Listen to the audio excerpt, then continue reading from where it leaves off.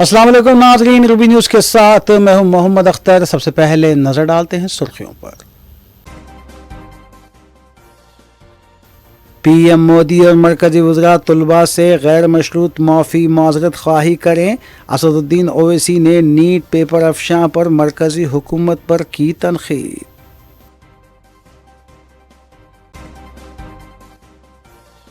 कांग्रेस हुकूमत अवाम से किए गए इंतखाबी वादे पूरा करने में नाकाम, बीआरएस ने लगाया इल्ज़ाम।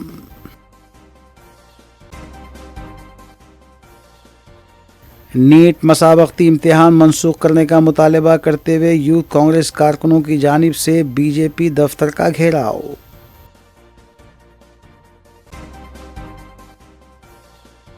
दोनों शहरों में टास्क फोर्स टीमें अलर्ट, तमाम जोन्स में रात देर गए चेकिंग जारी।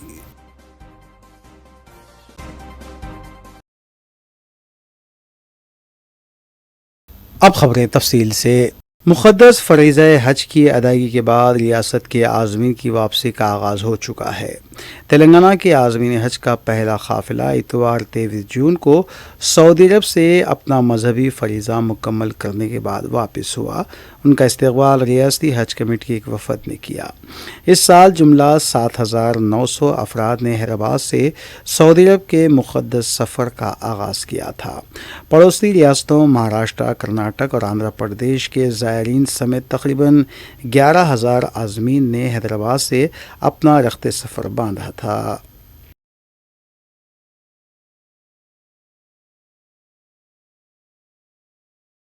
तेलंगाना के हुज्जाज इकराम की आज से वापसी का आगाज़ हो गया है। हुज्जाज इकराम का पहला काफ़िला सुबह 9:40 पर शमसाबाद राजीव गांधी इंटरनेशनल एयरपोर्ट पर लैंड कर गया।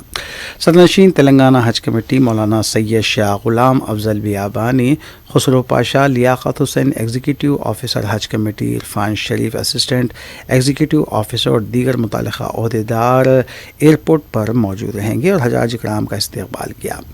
हुज्जाज इकराम के काफ़िलों की वापसी एक दिन में 3 से 4 फ़्लाइट से होगी। वाज़ेह रहे कि इस साल सफ़र हज के दौरान तेलंगाना के 6 हुज्जाज इकराम का इंतकाल हुआ, जिनमें 2 हुज्जाज मिना और 2 जुमरात में जहाँ बाग हुए। जहाँ बाग होने वाले हुज्जाज इकराम में संगारेड्डी के 2, रंगारेड्डी के 2, निज़ामाबाद और हैदराबाद के 1-1 हाजी शामिल हैं। हैदराबाद इमिग्रेशन पॉइंट से जुमला 11,572 आज़मीन की रवानगी अमल में आई थी, जबकि वेटिंग लिस्ट के मुंतखब 100 आज़मीन चेन्नई से रवाना किए गए।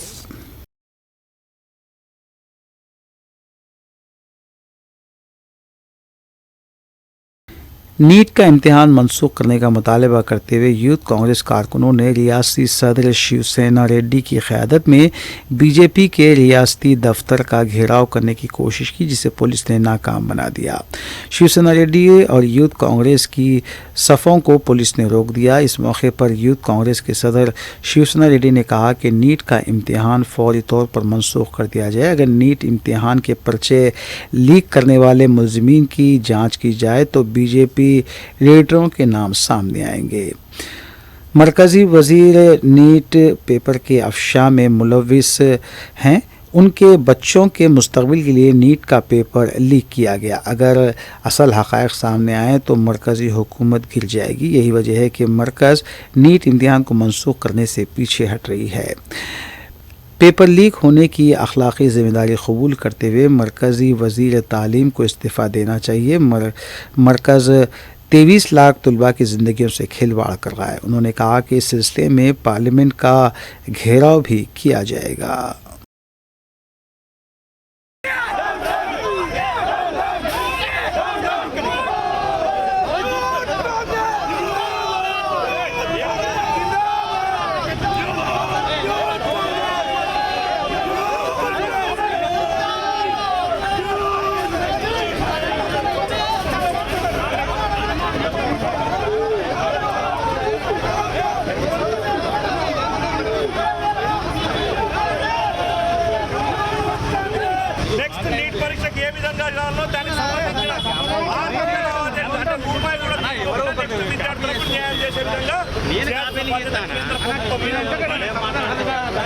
లేకపోతే ఎంపీలను ఈ బీజేపీ ఎంపీలను ఎక్కడ తిరగనివ్వమని చెప్పి తెలియజేస్తారు.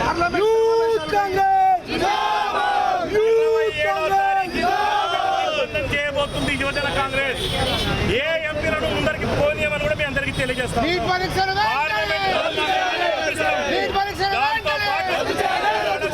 ఈ రాష్ట్రంలో ఉండే విద్యార్థుల పక్షాన 8 మంది బీజేపీ కేంద్ర మంత్రులు పోరాటం చేయాలి. లేకపోతే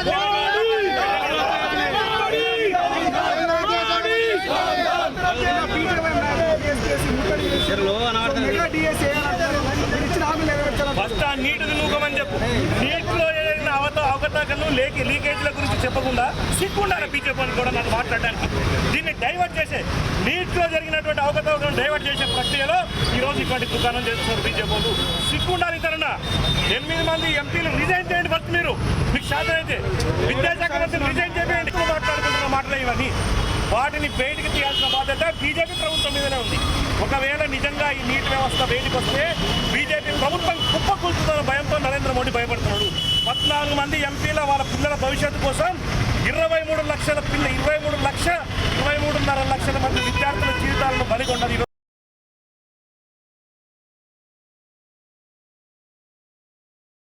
मजलिस इत्तेहादुल मुस्लिमीन के सरबराह और रुकन पार्लिमान मेहरबाद बैरिस्टर असदुद्दीन ओवैसी ने साइंस और सनती तहकीकी कौंसिल कौमी अहलियत टेस्ट की मनसूखी के साथ साथ नीट यूजी इम्तिहान के पेपर की बेकायदगी और मैना पर्चे लीक होने और यूजीसी नीट और नीट पीजी इम्तिहान की मंजूरी पर सख्त रद्दअमल ज़ाहिर किया है।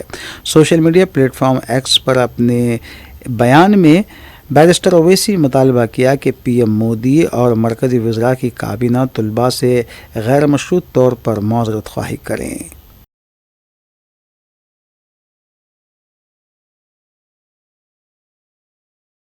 बीआरएस रुकन असम्बली कौशिक रेड्डी ने तेलंगाना भवन में मीडिया से बात करते हुए वज़ीर ट्रांसपोर्ट पूनम प्रभाकर को चैलेंज किया कि उन पर लगाए गए इल्ज़ामात वो 26 जून बरोज़ चारशंबा सुबह 11 बजे तिरुपति की अपोलो मंदिर में आकर इल्ज़ामात दोहराएं और वो ख़ुद भी वहाँ मौजूद रहेंगे।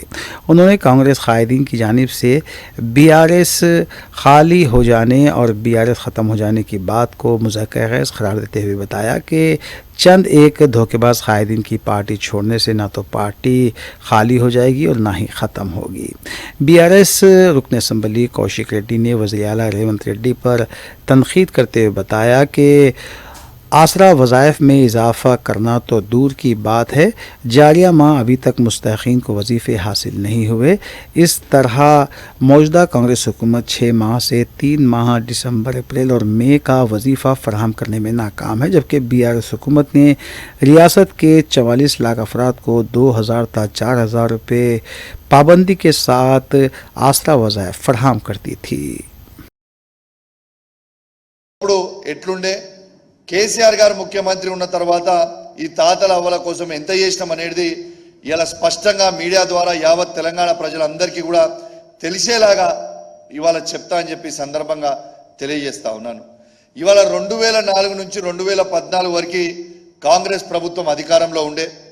ఈ కాంగ్రెస్ పార్టీ అధికారంలో ఉన్నప్పుడు కేవలం పెన్షన్ 200 రూపాయలు మాత్రమే ఉండే.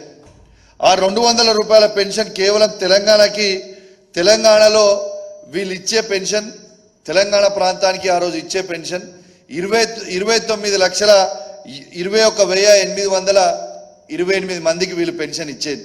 అంటే కేవలం వీళ్ళ బడ్జెట్ 10 సంవత్సరాల 5,558 కోట్లు మాత్రమే ఉండే. కానీ కేసీఆర్ గారు వచ్చిన తర్వాత మాటిచ్చినట్టు 2014 నుంచి 2023 వరకు కేసీఆర్ గారు ఫస్ట్ రాగానే ఈ 200 రూపాయల పెన్షన్ని 1116 రూపాయలు చేసిండ్రు.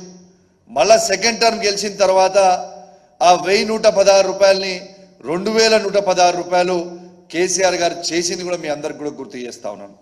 వీళ్ళ ఆనాడు కేవలం 29,21,828 మందికి మాత్రమే ఇచ్చిండ్రు. కానీ కేసీఆర్ గారు వచ్చిన తర్వాత ఇవాళ 44,82,254 మందికి ఇవాళ పెన్షన్లు మేము ఇవ్వడం జరిగింది. వీళ్ళ బడ్జెట్ కేవలం 5,558 కోట్లు మాత్రమే ఉండే. కానీ కేసీఆర్ గారు వచ్చిన తర్వాత 58,696 కోట్లు ఇవాళ ఉన్నది కూడా మీ అందరికి కూడా తెలియజేస్తా ఉన్నాను. స్పష్టంగా కేసీఆర్ గారికి తెలంగాణ మీద ఉన్న ప్రేమ స్పష్టంగా దీని ద్వారా అవ్వాతాతల మీద ఉన్న ప్రేమ, ఒంటరి మహిళ మీద ఉన్న ప్రేమ, వితంతుల మీద ఉన్న ప్రేమ, ఇవాళ డయాలసిస్ పేషెంట్స్ మీద ఉన్న ప్రేమ, ఇలా చేనేత కార్మికుల మీద ఉన్న ప్రేమ, బీడీ కార్మికులు ఉన్న ప్రేమ, ఇలా గీతా కార్మికులు ఉన్న ప్రేమ స్వయంగా ఇలా కనబడతా ఉంది.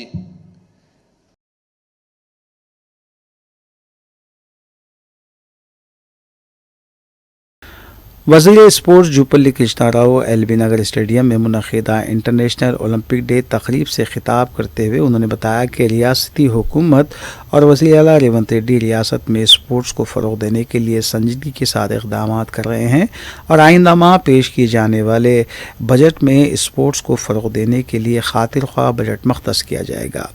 दूसरी जानिब तेलंगाना कांग्रेस वर्किंग प्रेसिडेंट महेश कुमार गौड़ ने एलबी स्टेडियम फतेह मैदान में ओलंपिक मशाल रैली में शिरकत करने से कबल मीडिया से बात करते हुए साबिक़ बीआरएस हुकूमत व साबिक़ वज़ीर आला के चंद्रशेखर राव पर तनक़ीद की और इल्ज़ाम आयद किया कि उन्होंने स्पोर्ट्स को मुकम्मल तौर पर नज़रअंदाज कर दिया था, लेकिन कांग्रेस रियासत भर में खिलाड़ियों की हौसला अफजाई करते हुए हर तरह की सहूलत फराहम करेगी।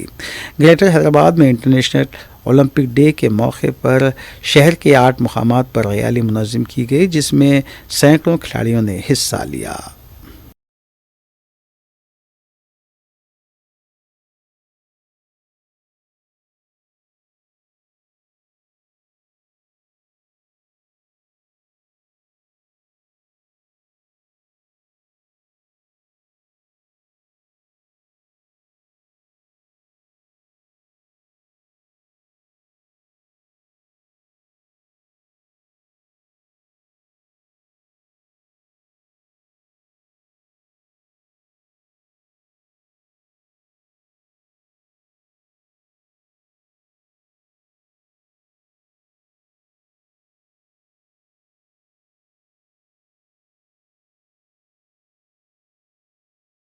बीजेपी के रियासती सदर और मरकज़ी वज़ीर कोयला जो किशन रेड्डी ने आज बीजेपी स्टेट ऑफिस हैदराबाद में जन सिंह साबिक़ा बीजेपी के बानी डॉक्टर श्याम प्रसाद मुखर्जी के पोर्ट्रेट पर फूल मालाएं पेश की। बाद अज़ां दफ्तर के अहाते में एक पौधा भी लगाया। इस मौके पर किशन रेड्डी ने मीडिया से बात करते हुए कहा कि डॉक्टर श्यामा प्रसाद मुखर्जी ने जवाहरलाल नेहरू की हुकूमत की जानिब से आर्टिकल 370 की खौफनाक पॉलिसी को अपनाने की मुखालिफत में मरकज़ी वज़ीर के ओहदे से इस्तीफ़ा दे दिया था। उन्होंने भारतीय जनसंघ नामी सियासी जमात बनाकर आर्टिकल 370 के ख़िलाफ़ तहरीक शुरू की। उन्होंने इस नारे के साथ आर्टिकल 370 की मनसूखी की मुहिम चलाई कि एक मुल्क में 2 आइन, 2 वज़ीर आज़म और 2 कौमी निशानात नहीं होने चाहिए। उन्होंने मज़ीद कहा कि अगर जवाहरलाल नेहरू मुल्क के वज़ीर आज़म होते तो शेख अब्दुल्ला जम्मू कश्मीर के वज़ीर आज़म होते। अगर मुल्क का तिरंगा झंडा होता तो जम्मू कश्मीर का अलग झंडा होता। किशन रेड्डी ने दावा किया कि अगर मुल्क में अम्बेडकर का आइन होता तो जम्मू कश्मीर में जिन्ना का आइन होता। श्यामा प्रसाद मुखर्जी ने जनसंघ के सदर की हैसियत से उसके खिलाफ जंग लड़ी और गिरफ्तार होकर जेल में शहीद हो गए। దేశానికి ప్రధానమంత్రి జవహర్లాల్ నెహ్రూ కూడా ఉంటే జమ్మూ కాశ్మీర్కు షేక్ అబ్దుల్లా కూడా ప్రధానిగా ఉండేవారు. దేశానికి 3 రంగుల జెండా ఉంటే జమ్మూ కాశ్మీర్కు ప్రత్యేకమైనటువంటి జెండా ఉండేది. దేశానికి డాక్టర్ బాబాసాహెబ్ అంబేద్కర్ రాజ్యాంగం ఉంటే జమ్మూ కాశ్మీర్లో జిన్నా రాజ్యాంగం ఉండేది. దానికి వ్యతిరేకంగా డాక్టర్ శ్యామప్రసాద్ ముఖర్జీ గారు జనసంఘ్ అధ్యక్షులుగా పోరాటం చేసి మొదటి ఉద్యమంలోనే పార్టీ చేపట్టినటువంటి ఆ యొక్క పోరాటంలోనే జమ్మూ కాశ్మీర్లో అరెస్ట్ కాబడి జైల్లో మరి ఆయన బలిదానం కావడం జరిగింది. కాబట్టి ఆ రకంగా దేశ సమగ్రత కోసం సమైక్యత కోసం ప్రారంభించినటువంటి భారతీయ జనతా పార్టీ దేశ యొక్క సార్వభౌమాధికారాన్ని పరిరక్షించడం కోసం బలిదానం చేసినటువంటి చరిత్ర భారతీయ జనసంఘ్ మొదటి అధ్యక్షులు డాక్టర్ శ్యామప్రసాద్ ముఖర్జీ గారు. వారి వర్ధంతి సందర్భంగా ఈరోజు మేము ఘనమైనటువంటి నివాళులు అర్పిస్తూ ఉన్నాము. ఎందుకంటే ఏ లక్ష్యం కోసమైతే భారతీయ జనసంఘ్ స్థాపించడం జరిగిందో, ఏ సమస్య మీదనైతే వారు బలిదానం చేయడం జరిగిందో, ఏ సమస్య మీద అయితే వారు మొదటి ఉద్యమం చేపట్టారో ఈరోజు సరిగ్గా మరి 75 సంవత్సరాల తర్వాత నరేంద్ర మోడీ గారి నాయకత్వంలో ఆర్టికల్ 370 मरकज़ी ममलिकती वज़ीर दाखिला बंडी संजय की क़यामगाह पर वाक़े करीमनगर में आज हालात उस वक्त कशीदा हो गए जब रियासत के मुख्तलिफ़ तलबा तंजीमों की जानिब से नीट इम्तिहान की मनसूखी का मुतालबा करते हुए धरना मुनज़्ज़म किया गया। एहतजाजियों ने बंडी संजय के खिलाफ नारेबाजी की और नीट इम्तिहान दोबारा मुनक़िद करने का मुतालबा किया। पुलिस ने एहतजाजियों को हिरासत में लेते हुए पुलिस स्टेशन मुंतकिल कर दिया। मुख्तलिफ़ तंजीमों के कायदीन ने मीडिया से बात करते हुए बताया कि तेलंगाना से ताल्लुक़ रखने वाले 2 बीजेपी कायदीन बंडी संजय और किशन रेड्डी मरकज़ी काबीना में शामिल होने के बावजूद तेलंगाना के बच्चों के मुस्तक़बिल से मुताल्लिक़ उन्हें कोई फ़िक्र नहीं है, इसलिए हम उन मरकज़ी वज़रा की क़यामगाह पर धरना देते हुए उन पर दबाव डाल रहे हैं कि ये नीट इम्तिहान मनसूख करने के लिए वज़ीर आज़म पर दबाव डाले।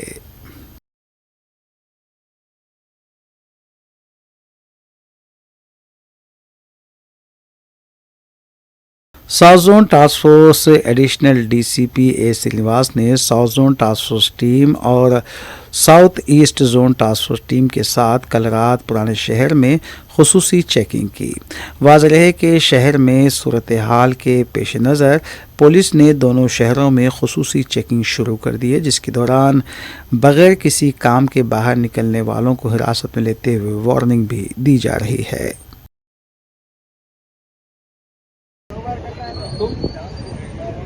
तुम्हारा नाम क्या है?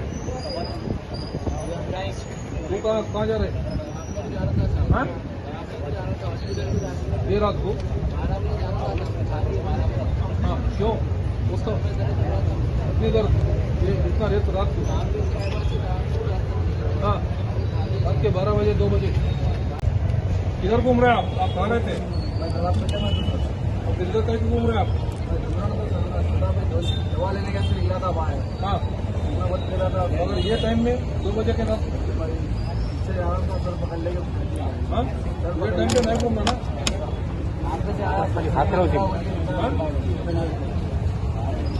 तेरा नाम क्या है? तू कहाँ रहता? हाँ, कहाँ घूम रहे? गाड़ी में मिला ना तुम बगैर लाइसेंस का? हाँ, आप कहाँ रहते? हाँ, हाँ, फिर किधर घूम रहे आप? काम पे जा रहा था। हाँ, फिर ये रात मैं घर को जा रहा था। हाँ। रास्ते में तो पकड़ लेंगे। तुम हाँ, किधर कहीं को घूम रहे?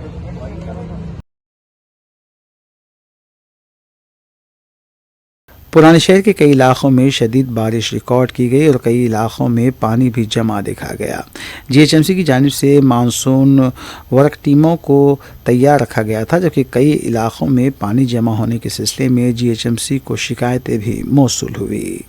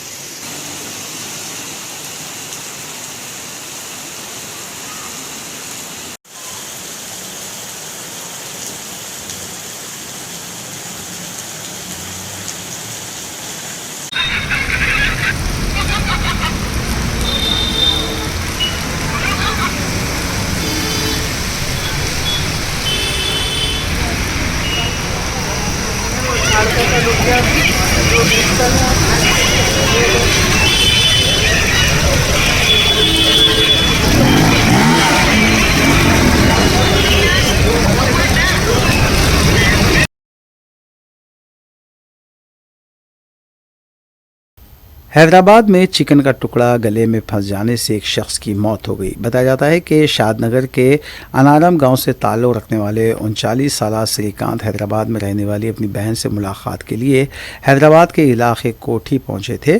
वहां उसने शराब खाने में शराब नोशी की और चिकन बिरयानी खाई। इस दौरान चिकन का एक टुकड़ा उसके गले में फंस गया, जिसके सबब सांस लेने में उसको तकलीफ होने लगी और वो काफ़ी बेचैनी महसूस करने लगा। शराब खाने से बाहर आ गया और सड़क पर इधर उधर दौड़ने लगा और काफ़ी देर बाद वो सड़क के किनारे गिर पड़ा। मुकामी लोगों ने पुलिस को इसकी इत्तला दी और पुलिस मौके पर पहुंच गई। पुलिस ने मुकामी लोगों की मदद से उसे अस्पताल मुंतकिल किया, जहाँ डॉक्टर्स ने उसे मुर्दा करार दिया।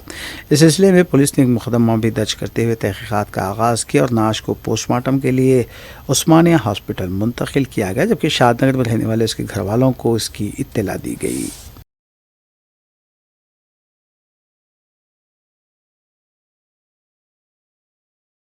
आखिर में सुर्खियां एक बार फिर। पीएम मोदी और मरकजी वज़रा तलबा से गैर मशरूत माफ़ी माज़रत ख्वाही करें। असदुद्दीन ओवैसी ने नीट पेपर अफशां पर मरकजी हुकूमत पर की तनक़ीद।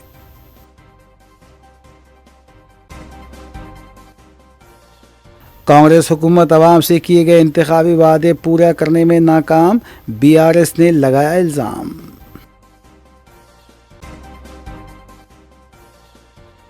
नीट मसाबक्ती इम्तिहान मनसूख करने का मुतालबा करते हुए यूथ कांग्रेस कारकुनों की जानिब से बीजेपी दफ्तर का घेराव।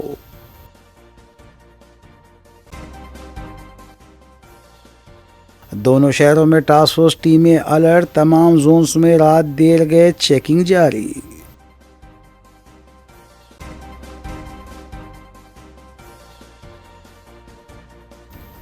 नाज़रीन, रूबी न्यूज़ की फीडबैक के लिए स्क्रीन पर दिए गए नंबर पर आप कॉल कर सकते हैं या ईमेल के ज़रिए हमें पैगाम भी भेज सकते हैं। इसी के साथ रूबी न्यूज़ यहीं इख्तिताम पज़ीर होती है। रूबी न्यूज़ की सारी टीम को दीजिए इजाज़त। अल्लाह हाफ़िज़।